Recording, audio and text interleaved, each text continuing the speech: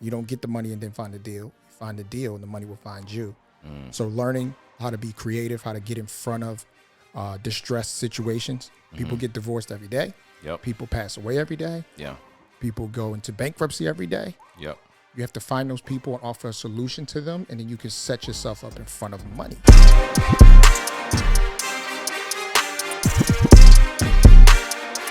What's up, world? We're back on the Tuned In with Tony podcast, and I got my guy Cesar from Husky Cara in the building today. And you know, we're always talking about different forms of entrepreneurship, and I was like, what do we not have on here, right? And Cesar's one of my good friends. He does luxury home modeling we're gonna try that. Luxury home design and remodeling. So he's basically a general contractor at the highest level. But what he also does is investment, real estate, all of that. And I'm trying to learn more. I want you guys to learn more. So welcome to the show, my guy Cesar. What's up, man? Appreciate you, Tony. Yeah, man, definitely, it's good definitely. being here, bro.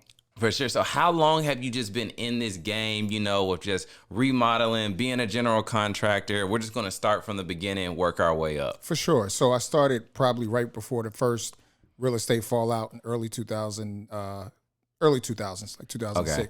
So before, like right before 2008, when like the bust happened. Right, and a all couple that. years before that. Okay.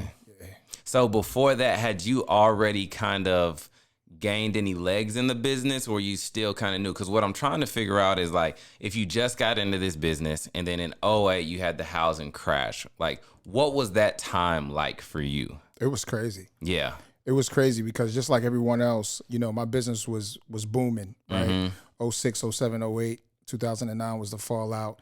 And I had just moved to South Florida in 2009 because I thought that the market was going to continue to increase. Right. To go upward. And it didn't. It actually stagnated and then went down for like 6 years. Got you. So what gave you, like, in '06, how did you get into this business? Did you have like a mentor? Did you just say, yo, I need something new, I'm just going to try something? For sure. So I started in real estate. That was my first, legs in the business. Okay. And so I come from a background of real estate agents. So I've been doing it since I was knee high to a grasshopper. And I watched my mother do it and do it at a very high level in the 80s, doing six figures, driving nice vehicles.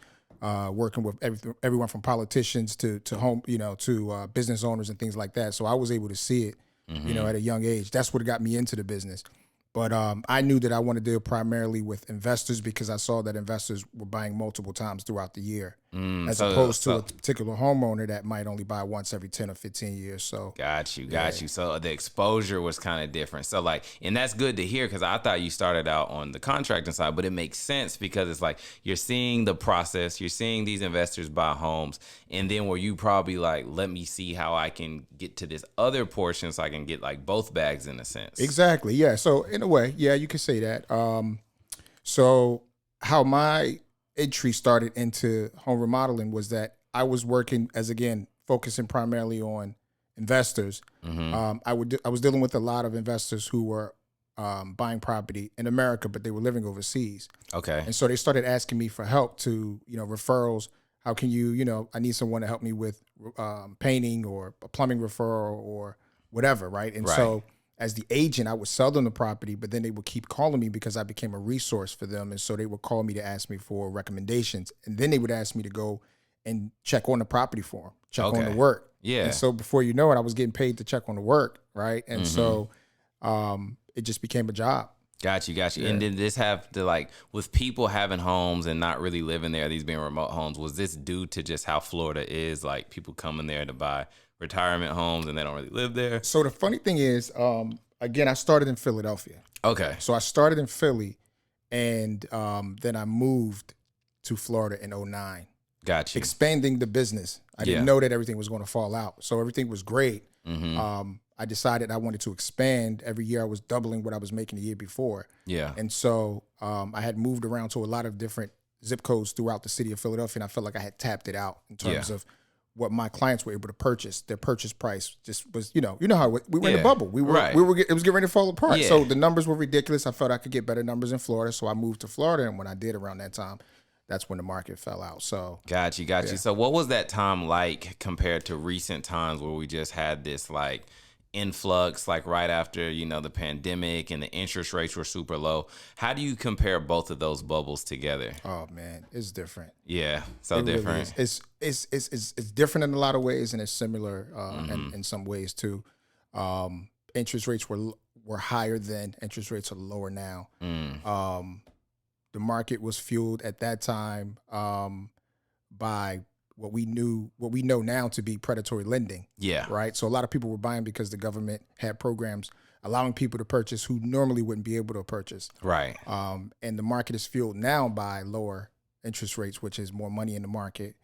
Right. So one of the worst things that could have ever happened was the pandemic, because when interest rates dropped down to 0 and 1%, the rich just got richer. And a lot of people who normally wouldn't be able to get into the game was able to borrow money at a cheap interest rate. So that's what fueled the market. Got you. That makes sense. And then like starting at your early age, like what did you see from the real estate side versus the contract side? Because what I'm trying to figure out is like at beginning, you're a real estate agent.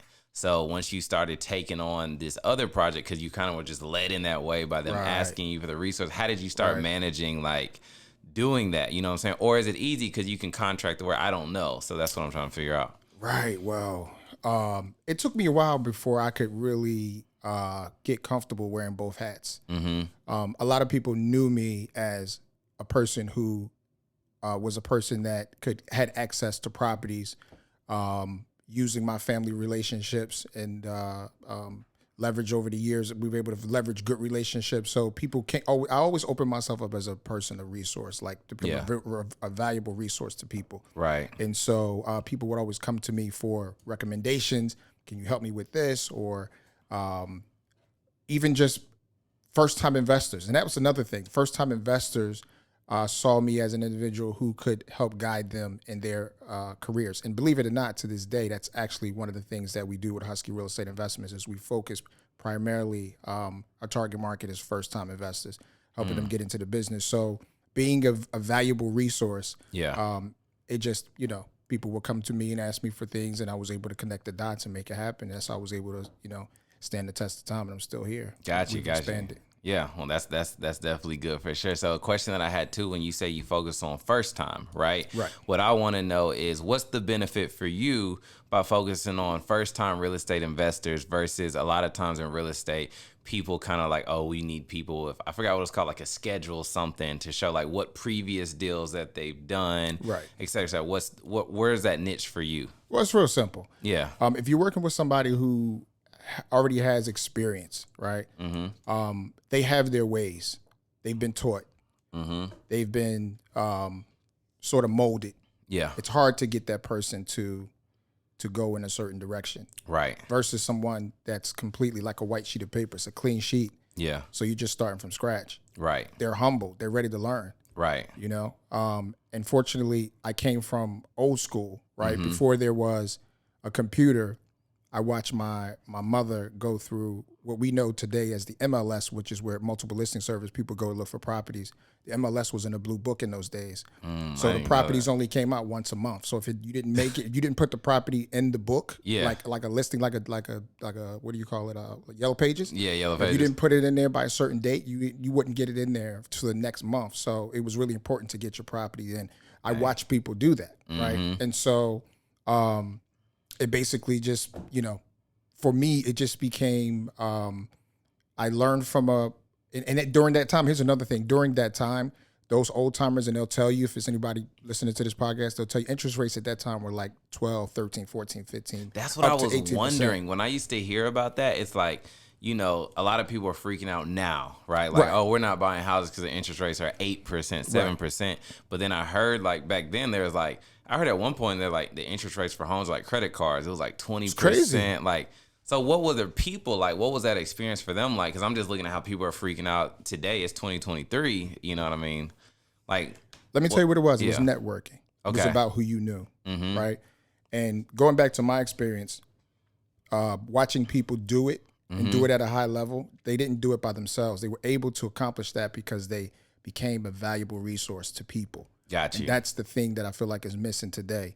If you're not able to help someone get to the next level, you're not going to get to the next level because it's going to come back to you. It's reciprocity. If you want to get to the next level, there's always someone who's going to help you get there. You're not going to get there by yourself. Nobody does it by themselves. So back in those days, because money wasn't as fluent, it was about the relationships. And so my mentor, one of my biggest mentors outside of my mother, he's 93 years old now. And at one point, he owned over 2,500 properties. He sold everything now, but he did it during the time where interest rates were 16, 17, 18%. Dang. Wow. Right. Yeah. So they didn't let that hold them back. Because I noticed now that's what I'm hearing holding people back. They're like, oh, it's not my time. And really what that shows is that it's like, you always just got to start. You know what I mean? Because if you can stand the test of the time during the difficult times, you should be able to super excel during the easy times. You know what I mean? Exactly. So I know with your just remodeling, like from when I met you, I saw like super high quality, right? That's literally what made our relationship. Yep. So when did that start happening for you? Like, were you always creative? Because when you look at your bathrooms, the basements, the kitchens. Like everything's usually like white and porcelain and looking good. So like, did you always have a creative, or did you have a mentor that you saw him making stuff and you kind of modeled after that? Like, where did that skill level come from? I want to say a lot of that came from Florida, being in South Florida.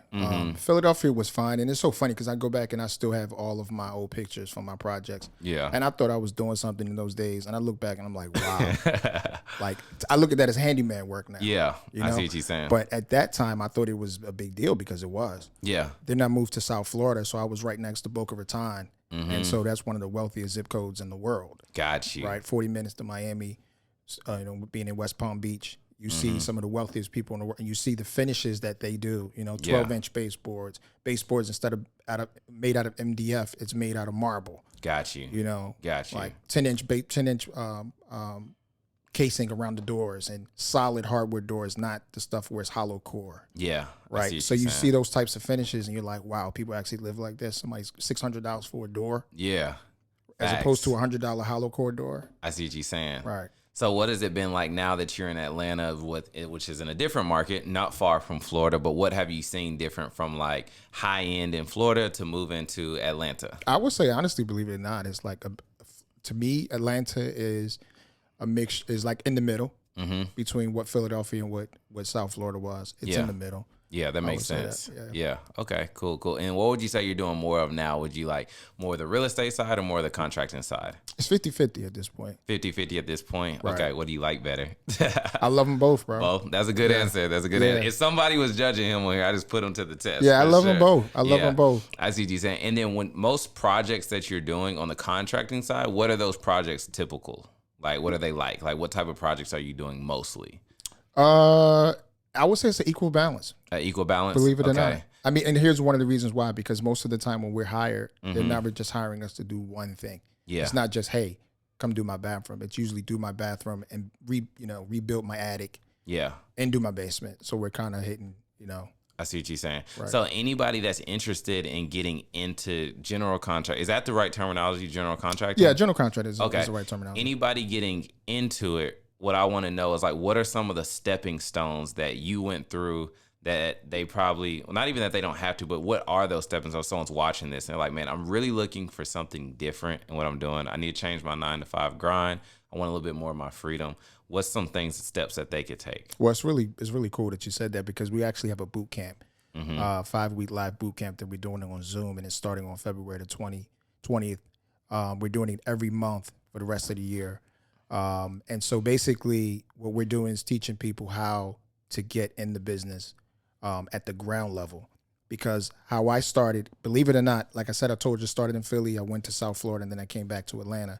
I feel like when I came back to Atlanta, it was like a rebirth, because there was a lot of time that passed, right? So I went to Florida in 2009. I started in 2001, right? Moved to Florida in 2009. Yeah. And then moved to Georgia in 2014, right? And so what I felt was that there was a time in which things kind of had slowed down for me. So coming back to Atlanta, it was a new market. Coming to Atlanta was a new market. I'm coming from Florida, coming to Atlanta, it's a new market. So I didn't have the credibility behind me. People didn't know me. Yeah. So I had to start out like how I did in the very beginning. Right. In fact, actually, it was at a lower level than it was in Philly. I started out with like backsplashes, Yeah. And just doing little small. So little you had jobs. like a little piece of the pie. Right. It was almost like a handyman. Even though I knew I was much better, no one wanted to give me a shot. You know, people just not throwing $50,000 at you and hoping that you know what you're doing. So they start with a backsplash. You start with a powder room. You know, you start with a marble. You start with a fireplace. You know, insert or a fireplace build out. Yeah. Really small things that if you screwed it up, they could just get somebody else to come fix it up. But got you. Right. Yeah. So one thing that I wanted to say too, like as you brought that up, a really good point to make, just because this is an entrepreneur podcast, is like every time you pivot into a new direction, what I do notice is it's like you get the small portions of that project because you haven't really gained the people's trust yet, right? Yes. And then for anybody watching, that's just the enduring process, but it's actually the beautiful part. Like as you're going through it, you're like, dang, why won't they trust me? Give me the entire project, right? Right. But then you start noticing one day it's just like project. Right. You like, what's happening? That's you know right. what I'm saying? That's right. Nobody wants to be the first one in. Yeah. Right. So after you get through the first one, the next customer wants to know, okay, well, let me see what your most recent project was. Yep. And then they stretch you a little further, you know, and it goes from a powder room to a bathroom to a master bathroom to, you know, something bigger. Yeah. So that's how that usually works. But eventually, you know, you get there. If you're Right. really good at what you do, you're diligent and you're willing to put in the work, you get there. Yeah, exactly. And then the thing too, what I noticed is, especially in, you know, when you're selling something at a high ticket, like you said, a $50,000 project. Right. Because even like you said, like in your industry, $50,000 isn't even a high ticket. It's No, it's regular. not. Yeah, it's Right. regular. It's regular. It's a normal day. Yeah. So it's like, but when you get into fields where you're asking for that amount of money from people, you do have to have that track record. Oh, yeah. And that's why a track record, you know, is super important, because at the beginning, you're right, people do ask you the questions like, who have you worked for? You always get that. Right. And then you're like, dang, I only got this, but I know for a fact I could do it. So when you were coming up, was there any times where you felt like at the beginning you kind of had to sacrifice to get to like those projects just so you can get some portfolio under your belt? That's a really good question. Absolutely. Yeah. Absolutely. Yeah. Wow. I mean, I know I probably shouldn't be saying this, but being the fact that you have the 10X book behind us, I'm sure Greg Cardone would approve. Commit first. Yeah. Commit, right? Don't promise something that you are not capable of coming through with. Right. But you have to know your own capabilities. And if it's something that a customer asks you for and you, like, for instance, I'll give you an example. There was a time when I was advertising movie theaters. I had never done a movie theater. Yeah. Right? You just thought they were hot. Right. It was dope. Yeah. But I had done my research to know what it took to actually do a movie theater. But I had never done one. Yeah. Right. So when the customer asked me, hey, we want to do a movie theater, I just was like, okay. In my head, I'm thinking, okay, cool. I've never done this. I'm not going to tell the customer that, but I had already done my research ahead of time to know who to call or whatever the case may be. So commit, but don't commit to something that you're going to, not keep your word on. Yeah. Right. So it's like you have to be a forward thinker. If you're going to be in any business, you have to plan for what is coming, but what's not in front of you. Got you. I like that. Right. Yeah, and then when you say that word commit too, just as advice to anybody listening, especially like who's on their own grind coming up, that's very important because there's a mixture of commit and confidence, right? Right. Because when you pivot, you know that there's like this special task. You're like, I know for a fact that I can complete that. And which is the confidence, right? So that gives you the confidence to commit to it. Right. And then when you get it, it's like you might as well step out because at this point, all you could do is either fail or win. Right. But if you just sit on the sidelines the whole time being scared, you never really know what you can achieve. Absolutely. You see what I'm saying? You're so right. it's like what you said with the movie theaters. It's like, let me just try it. I've done my research. I've done this. The end of the day, it's either going to be a win or a loss. And at least I know versus just thinking about what could have been. Exactly. You know what I'm saying? Exactly. So now like when you're working with clients, what is the industry like of general contractors, right? What I ask by that is, or what I mean by that is when you're competing for a job, like I remember you telling me a lot of people are always shopping, right? Yes. So as a general contractor, how do you give yourself the competitive advantage over other contractors that are also bidding on the job? That's a good question. Marketing is is one of the main key points. Yeah.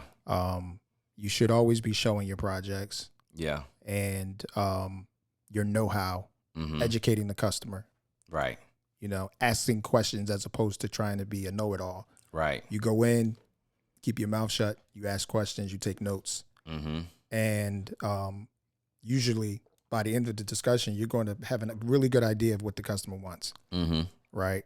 And then you begin to probe, right, through that conversation, and then you're offering suggestions that they never mentioned before, or the other guy didn't tell me that.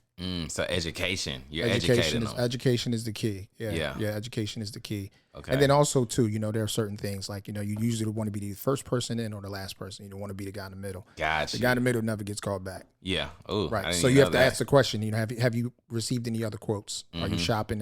Yes, we have. We have a couple other quotes. All right. Well, when are you thinking that you may want to start this project? Well, as soon as possible. Right, that could mean anything. That could mean 9 months away. Yeah. So you have to be more specific in the next 30, 60, or 90 days, and then that's when they'll usually tell you. Yeah. Oh, I'm thinking to do it in the next 3 months. Well, that means they're going to probably get another quote or two. Got you. Right. I got you. So what would you do to try to lock it in? Like, just what's like a strategy? I'm assuming. Man, let me see. Like, is it a lot of follow up? It is follow up. Yeah. But see, here's the thing, though. I think a lot of people miss this.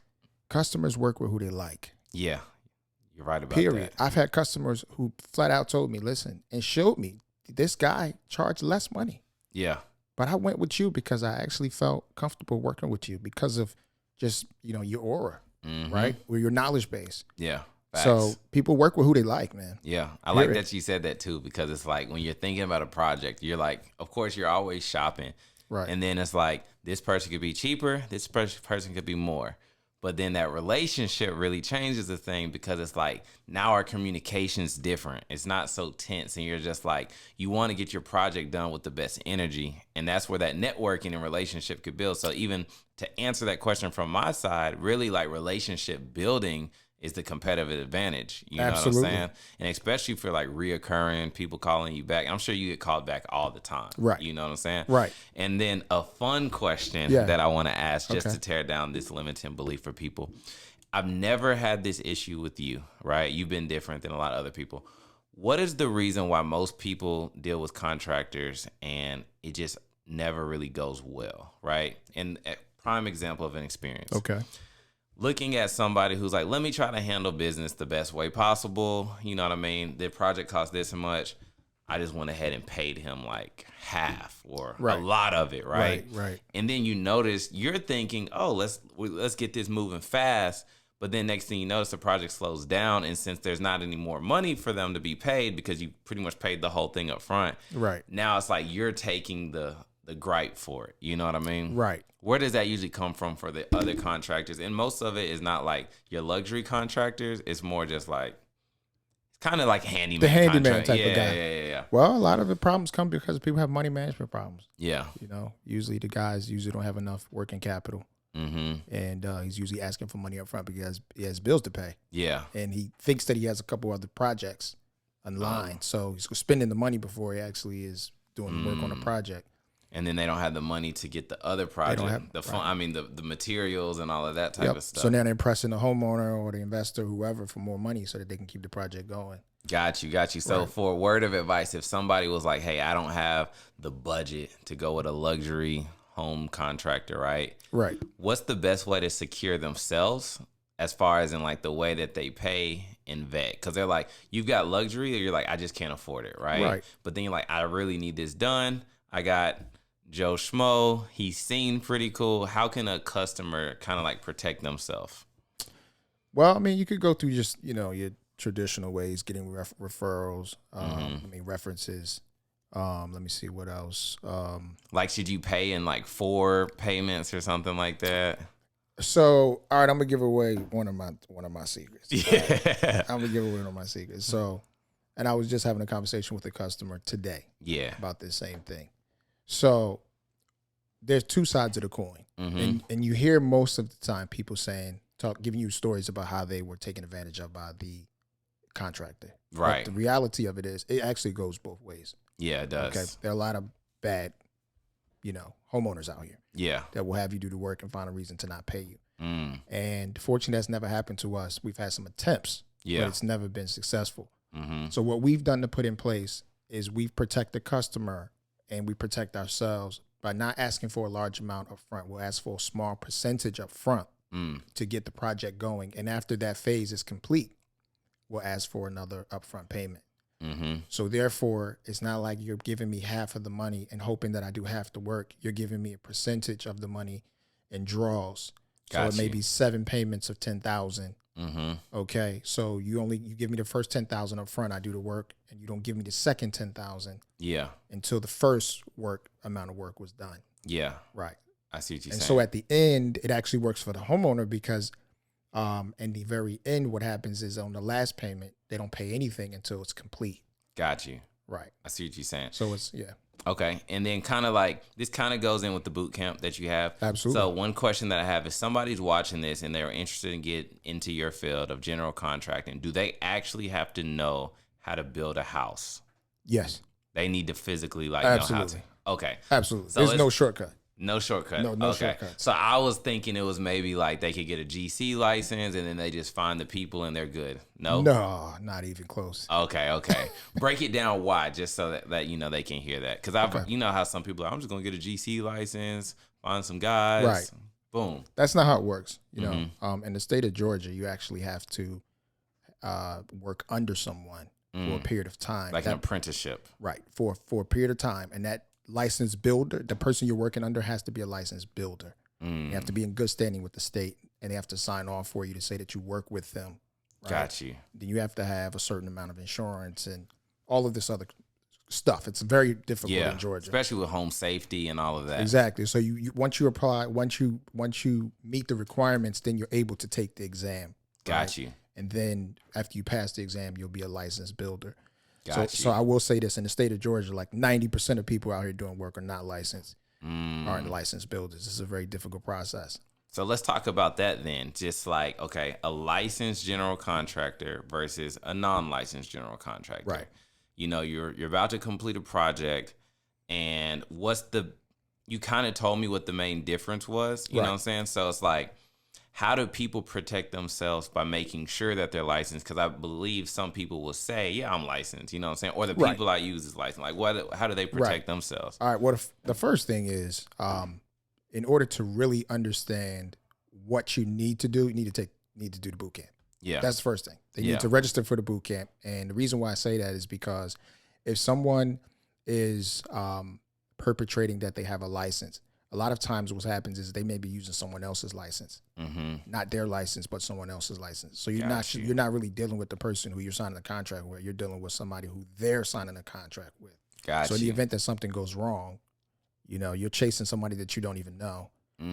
Right. So let's talk about an example of like what could go wrong and then it backfires where the guy wasn't licensed. So let's say a lot of times you're like, okay, he built my deck, put a fence up. He said he was licensed, whatever. Nothing happened. Right. But then let's say something in the structural went wrong.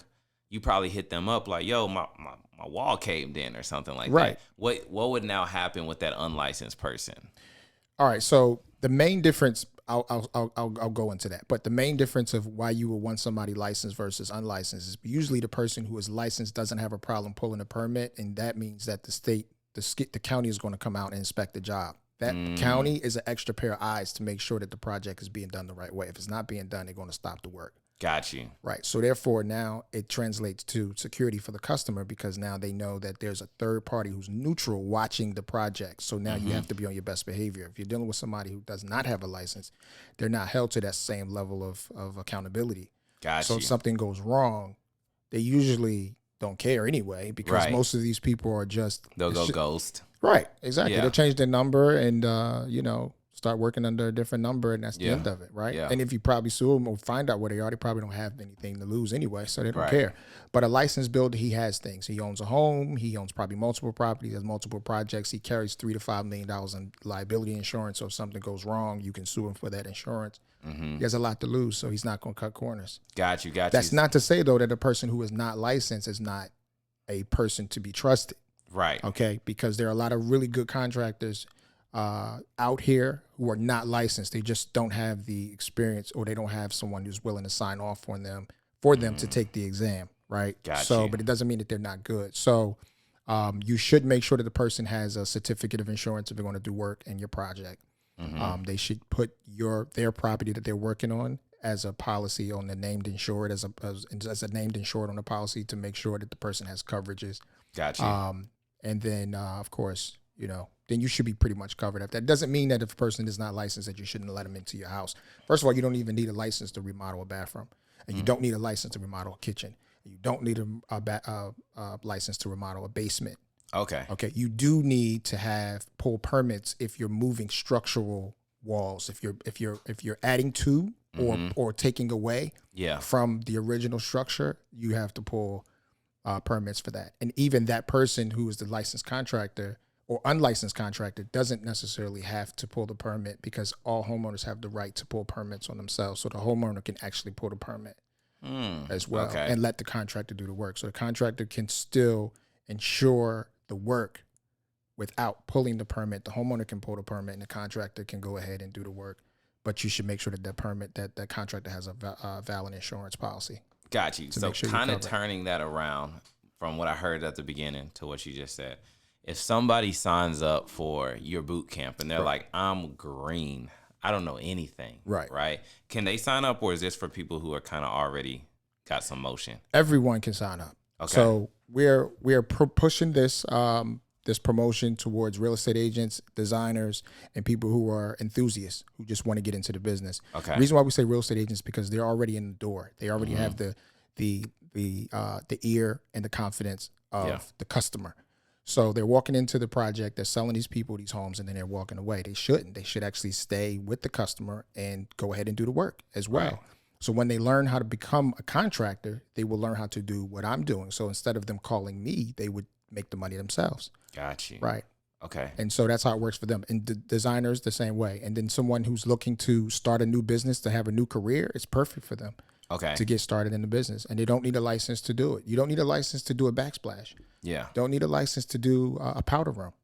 Right. You make anywhere from $6,000 to $8,000 on a powder room. And you didn't need a license to do it. You just need to know how to do it.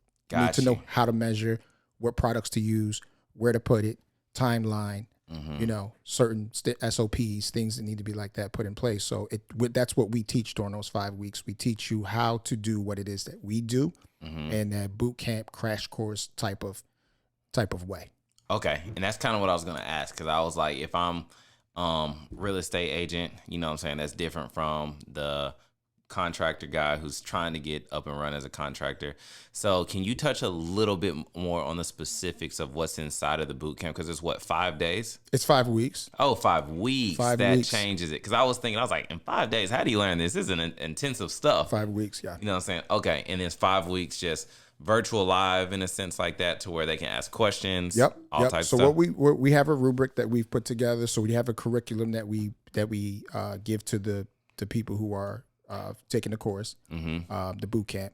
And so it teaches you everything from simple stuff that most people just never pay attention to, like how to measure square footage, how to measure linear foot, how to measure in millimeters, centimeters. All of these little things, details matter.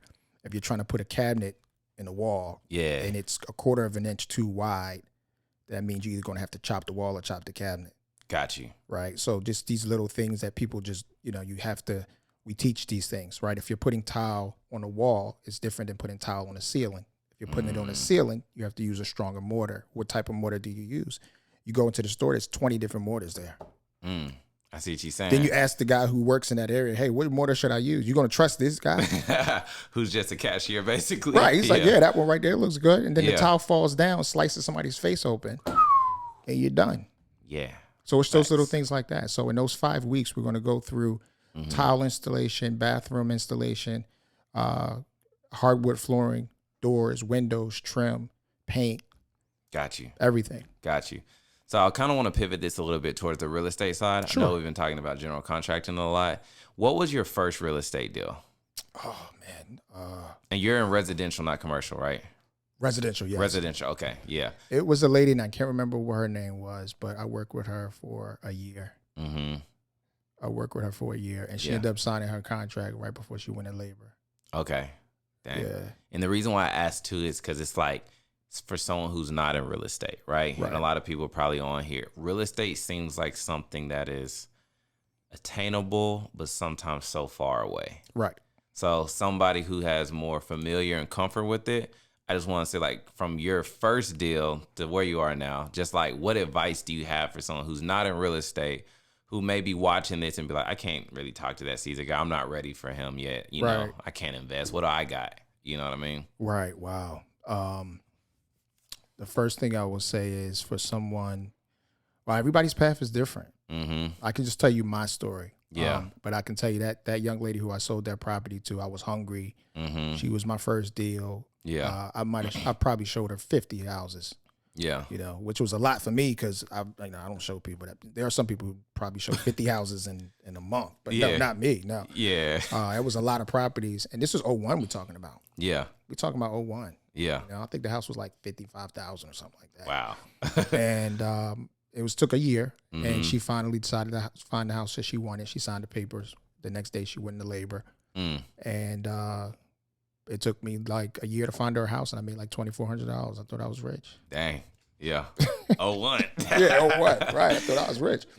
Yeah. So here we are today. What would be the difference? Wow, man, night and day. Night and day. Because see, here's another thing that we hadn't touched on, but when I started in construction around the same time, I actually started in off-market transactions. I wanted to ask you about my first deal was off-market. So what happened was the investor wanted to buy a property, and the property that he purchased was an off-market transaction. You know, today people would consider it like, you know, it was a deal that was, you know, facilitated through a wholesaler. That's what happened. Yeah.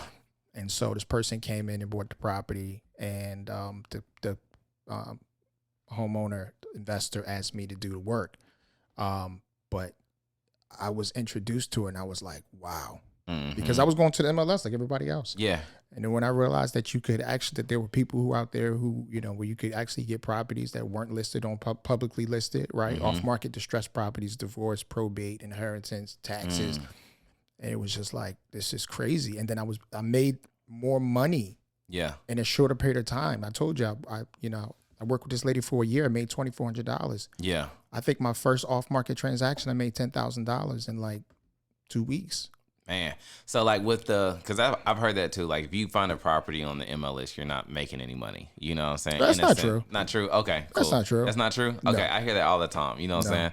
So I guess we don't have to touch on that because it's like you can make money. I'm assuming you sell something, you buy something, you sell something. Right. But to find off-market deals, do you have to be in this certain circle of people to find an off-market deal, or like where can people find these off-markets? Tony, I'm gonna tell you. I'm gonna continue to tell you. It's all about your resources, man. Yeah, network. The people who are doing well, they're connected. Yeah, right. It's being a resource, man. You have to be a valuable resource to people. Yeah, you have to be an open book. Somebody needs something, you have to be willing to point them in the right direction and give them your best, like you want your best. Right. Right. Right. I just did a deal last month, and that transaction yielded me a lot of money. It was off-market deal. Off-market. It yielded me a lot of money. And what ended up happening was because of my credibility, I got a phone call. Hey, I have this property. Been trying to sell it since pre-COVID. And now it's up for sale. We finally got everything together. All the paperwork is great together now. We want to sell it. Do you want to buy it? Yeah.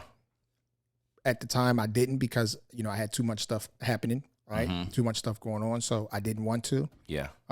So I made one phone call because of my resources. I made one phone call, and the person that I called bought the property.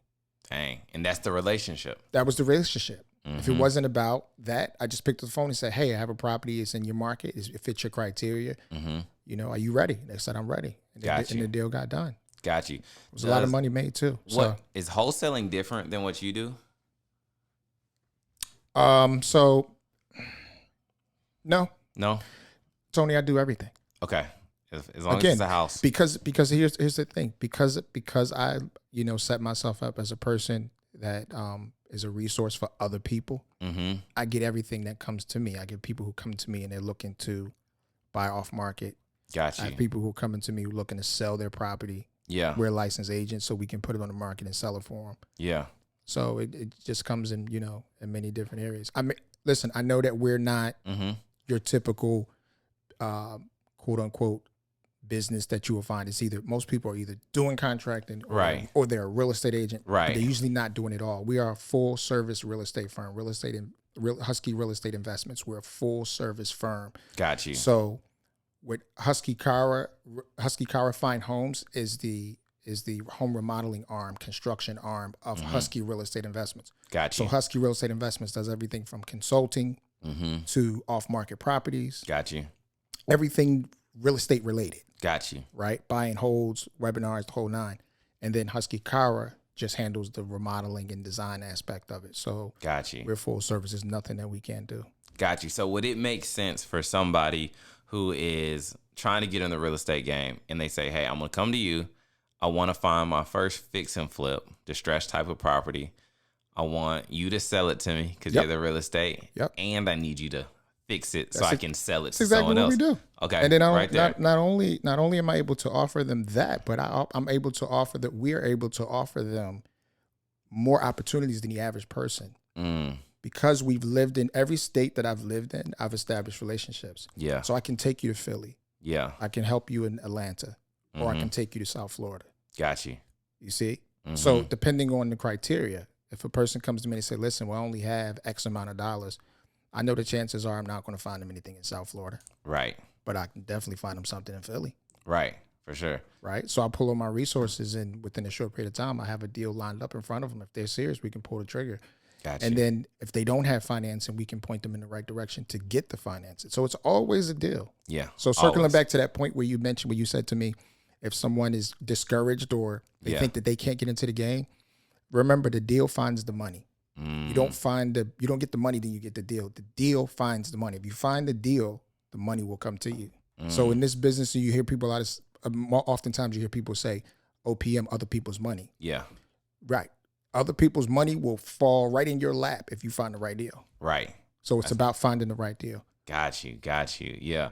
And one thing that I also wanted to touch on too for people watching this, since, you're seeing the customers facing and the issues that come up, right? So one thing that I wanted to ask you is, when you first approach a new client, this is in the contracting space too, okay, right? Cool. What are clients mostly not really aware of when they go into a project and they remember what we said, it's just this or it's just that, you know what I mean? Like, what do you usually see at that point? Or how could a client be more prepared? That's a better question when they come to work with you. Right.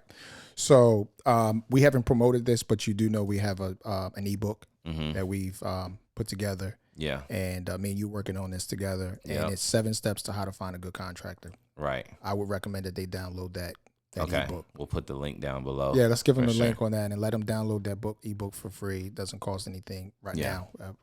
Right now it'll be for free for a period of time. But ultimately, that's really the best way to go, because every contractor is going to be different. Yeah. Some people will tell you, you'll book an appointment with the guy. He'll come in and tell you, listen, I do this and this. I don't do that. Right. So now what I hear oftentimes is, during the consultation phase, when they usually call us, is they'll say, hey, do you do everything? Because I met with someone else and he said he only does this, but what do you do? And we tell them we do everything. Yeah. Right. But not everybody does everything. Right. And if they say they do it, not everybody does everything well. Right. We're super duper picky, man, when it comes to the type of people that we work with. I was just going to say that. Is there a criteria of the type of customer that you have? Because there's some customers, say someone's listening, they're he says he does everything, right? Right. Do you work with everyone? I don't. Okay. No. I don't. I don't because, there are some people who don't care about the finish. It's about pricing. Yeah, I see what you're saying.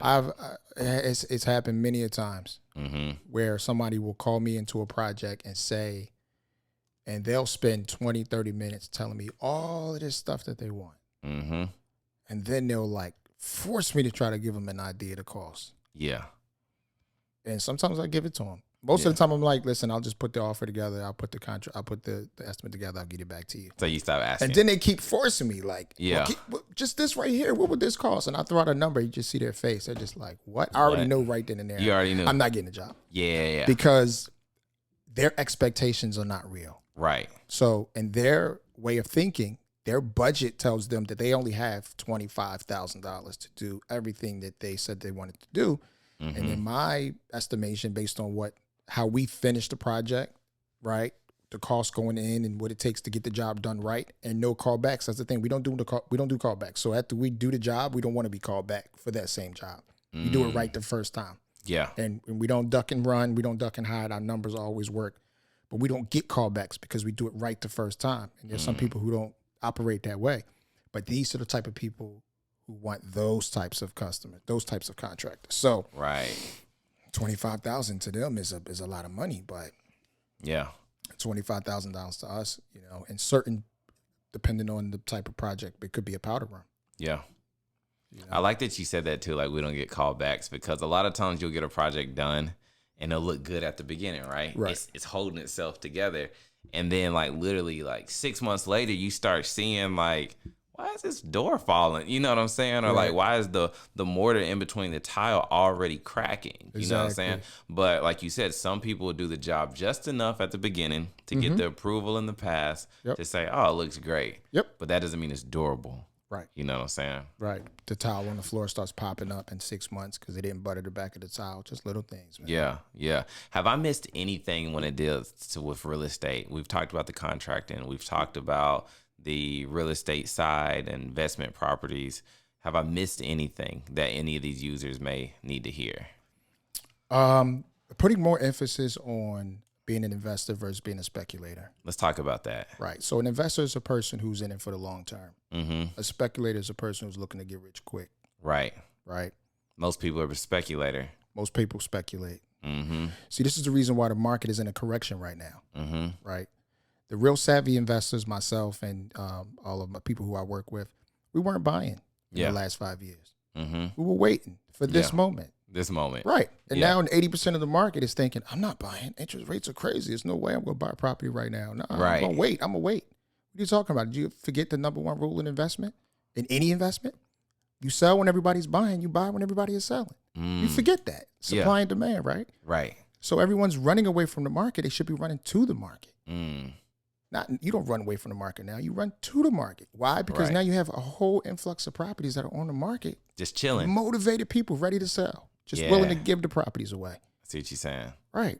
Mm-hmm. So go out, find the right deal. But don't be a speculator. Speculators are they're constantly looking for the big hit, the 20K, 30K, 100K, 150K. That's what they're looking for. Yeah. But that's not where the market is at. That's not what drives the market. That does not drive the market. Speculation doesn't drive the market. Got you. Right. And being a savvy investor, because this question that just rose on my mind is like, if now is the right time and savvy investors are buying when there's a lot of properties due to high interest rates, what is the financial win? Does it have to do with the refinancing? Because I don't know anything about the refinance. You know what I mean? But I hear about it. Okay, so there's a lot of different ways to win. Mm-hmm. And the win is based on the individual. Yeah. So my portfolio, my threshold of tolerance, my risk level could be different than yours. Mm-hmm. So for me to tell you this is how you're supposed to do it, it's not appropriate. Right. Because we're not the same. You're right. So you have to devise a plan that looks like you have to put together a spreadsheet. That's first thing, you have to be organized. Yeah. You have to look at where you are right now. You have to project where you want to go. Mm-hmm. And then you have to factor in things like inflation. Right. Right. You have to factor in the cost of goods and all those other things. Yeah. And then nobody can time the market. Right. But you should look at small increments over time. Compound interest is where you build wealth. So the mentor that I told you that had over 2,000 properties, in the very beginning, he didn't have a lot of profit from properties. People don't understand that you don't make a lot of money when you have a rental property in the beginning. Yeah. Right? It takes time for you to pay the mortgages down. And if you buy the property the right way, over time, you don't really start making money until your 6th, 7th, 8th, 9th, 10th year. That's when you start making the money. But imagine if you have 30 properties. Right. So now you have 30 properties where you're now starting to collect 50% of the rents because the mortgages are paid down. Right. This is where you start making the real money. Got you. And that period of time, guess what? Now we have another market correction. So usually every 10 to 15 years is a market correction. So we just went through one. So it's going to be at least another 10 years before we go into another real estate bubble. I see what you're saying. If you take 2022 and you take 10 years away from that, where are we at? 2012. We'll take 12 years from 2022 and we're at 2010. Well, isn't that when the market fell off? Yep. In 2009, 2009, 2010? Yeah. Right. And so it corrected itself in 12 years. You're right. And then everyone started buying again. So usually, analysts will say anywhere from 7 to 10 to 12 years. No one's right. But the point is, what we do know is that when the market gets crazy, there's always a correction. Gotcha. And so we're in a correction now. We're going to be in a correction for some time. Yeah. But it doesn't mean you don't buy. Now's the time to buy. Yeah. Especially if you're a young investor. Get into business now. Get with someone that can guide your career, that can help you establish a criteria. Remember, the money finds the deal. Right. Right? You don't get the money and then find the deal. You find the deal and the money will find you. So learning how to be creative, how to get in front of distressed situations. People get divorced every day. Yep. People pass away every day. Yeah. People go into bankruptcy every day. Yep. You have to find those people and offer a solution to them, and then you can set yourself up in front of money. And if that deal has money in front of it, it's just a matter of you calling the right person, and then, you can make some money. Got you. Yeah. So I never flipped. Tony, listen to me. Okay. I never flipped. Oh, you never did? Never in my life. I never flipped. Okay. Because once I learned what wholesaling was, it was like, well, why would I flip and take the responsibility of, or the risk of potentially losing the property or something going wrong when I can make the same amount of money wholesaling? You're right. Because I had a friend who literally did a flip and his timing got messed up. Right. And literally it was like wrong contractor, wrong color paint. And then they literally missed like a season and interest rate shot up. Right. Had to they put the house on the market, had to drop it about $200K. And then now they're flatlining. All the profits gone. You did all that work. All of that work. You know what I'm saying? Speculator. He was a speculator. There's a lot of people out here that are doing that now. So, me and you working on some stuff. We got a whole 2023 ahead of us. Right. We got crazy projects. Yep. I want to get you into this real estate business, man, because ultimately you can continue to do what you're doing. It really is just setting an hour or two, or maybe just an hour a day to the side to just focus on how to get in front of a good deal. Right. And then the rest of your time you can spend doing what you do every day, just being tuned in, Tony. Yep. Right. Tuned in, never when tuned that phone out. ping, listen, I have a phone that's for my distressed deals. When that phone rings, it's money. You already know. I have one phone number that focuses on just distressed property. So when that phone rings, I know that's a seller or a person distressed calling me to sell their property. And anyone can do it. Yeah. Anyone. If you have the right people, you have the right people in front of you that can point you in the right direction, anybody can do it. So Got it's all about your resources. Got you. Husky Real Estate Investments, come check us out. They'll find the link in the bio. You'll have all of our information for them to get in touch with us.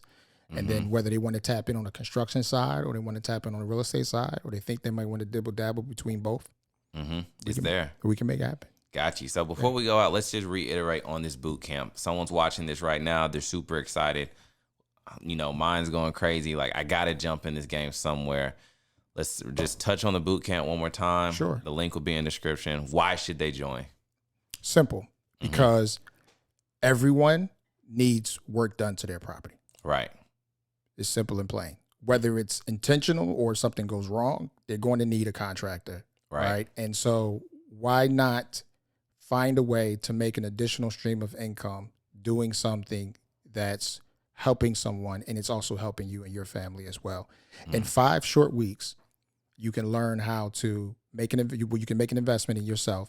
And then in those 5 weeks, when it's all said and done, you'll be able to add an additional line item to your annual income of being a contractor. Doesn't mean that you have to do it full time. You can do it as a side job. We're going to teach you how to make the phones ring. We're going to teach you how to assess the project, pick the right subcontractors, figure out a way to get the payment from the homeowners, right? Pay your guys, move on to the next deal in 5 weeks. It's $19.95 for the course, for the boot camp. And if you think about it, an investment like that is it's a giveaway. And a lot of my friends have said to me, I can't believe you're going to teach people how to do this for $19.95. Yeah, because off one job, you're going to make more than $19.90. Come on. I didn't even need to say it. You said it. Yeah. Facts. So, so everybody, that's my guy Cesar from Husky Cara. Y'all make sure y'all check out the boot camp. We're going to post all the links in the bio. Thank you for teaching me so much about real estate and contract and stuff that I didn't know, and I hope everybody on the audience learned as well. Any last comments that you want to just tell anybody before we get out of here? Listen, 2023, make it the best year of your life. Facts. That's what I'm on. 2022 for me was long. Yeah. It was a long year. For Transitional. Transitional. A lot of stuff happening. A lot of certain things and unforeseeable situations happening. But 2023, I feel like it's, those who, like yourself and myself, who were ahead of the curve, I feel like we're going to offer people so much. Yeah. Like I tapped into you a year ago. Yeah. And it's like, we've been doing this for like a year now, but we're working on some big projects. Yeah. So you're going to change the game. Yeah. This year, Husky Cara Fine Homes, we're changing the game. Husky Real Estate Investment is changing the game. So as long as they, you continue to be a resource, I appreciate you. I'll continue to be a resource, and we just keep this thing in a circle, man. And anyone that joins with us is going to blow up. Hey, facts. Y'all heard my guy Cesar. Y'all make sure y'all tap into the next episode. That's the Tuned In with Tony podcast. See y'all next one. Appreciate y'all.